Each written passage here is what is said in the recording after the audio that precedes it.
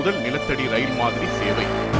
26 பிப்ரவரி 1870 அன்று beach பினியூமேட்டிக் transit என்ற உலகின் முதல் நிலத்தடி ரயில் மாதிரி சேவை நியூயார்க் சிட்டி நகரில் திறக்கப்பட்டது.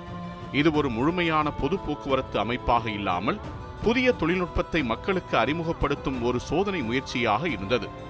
அந்த காலத்தில் நகர போக்குவரத்து பெரிதும் குதிரை வண்டிகளின் மீது சார்ந்திருந்தது. இந்த திட்டத்தை உருவாக்கியவர் ஆல்ஃபிரட் எலே பீச் என்பவர்.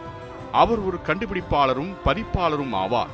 நகரத்தின் கீழ் சுரங்கப்பாதை அமைத்து காற்றழுத்தத்தின் உதவியுடன் வண்டிகளை இயக்கலாம் என்ற யோசனையை அவர் முன்வைத்தார். இதுவே பினியூமேட்டிக் என்ற சொல்லின் பொருள். பீச் பினியூமேட்டிக் டிரான்சிட் சுமார் 312 அடி நீளமுடைய ஒரு குறுகிய சுரங்கப்பாதையாக இருந்தது. இது பிராட்வே சாலையின் கீழ் அமைக்கப்பட்டது. ஒரு பெரிய விசிறி மூலம் காற்றை அழுத்தி வண்டியை முன்னும் பின்னும் நகர்த்தினர். இந்த முறையில் ரயில் இயங்கியது அந்த காலத்திற்கு மிகவும் புதுமையானதாக இருந்தது. இந்த சுரங்கம் மிகவும் அழகாக அலங்கரிக்கப்பட்டிருந்தது. நிலையம் கண்ணாடி விளக்குகள், ஓவியங்கள் மற்றும் வசதியான இருக்கைகளுடன் அமைக்கப்பட்டது. பொதுமக்கள் இதை பார்வையிட 25 சென்ட் கட்டணம் செலுத்தினர். மக்கள் இதை ஆச்சரியத்துடன் ஏற்றுக்கொண்டனர். அந்த காலத்தில் நியூயார்க் நகரில் போக்குவரத்து நெரிசல் மிகுந்த பிரச்சனையாக இருந்தது. சாலைகளில் குதிரை வண்டிகள் அதிகமாக இருந்ததால் விபத்துகளும் தாமதங்களும் ஏற்பட்டன.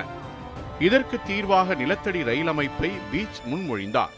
ஆனால் அரசியல் மற்றும் நிதி சிக்கல்கள் காரணமாக இந்த திட்டம் நீண்ட காலம் செயல்படவில்லை. நகர அரசியல்வாதியான வில்லியம் எம் ட்வீட் போன்றவர்களின் எதிர்ப்பு மற்றும் ஆதரவு இல்லாமை திட்ட வளர்ச்சியை தடுத்தன. இதனால் இந்த முயற்சி ஒரு சோதனை முயற்சியாகவே முடிவடைந்தது.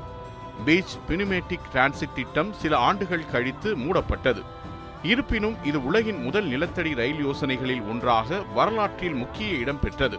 பின்னர் பல நகரங்களில் நிலத்தடி ரயில் அமைப்புகள் உருவாகத் தொடங்கின.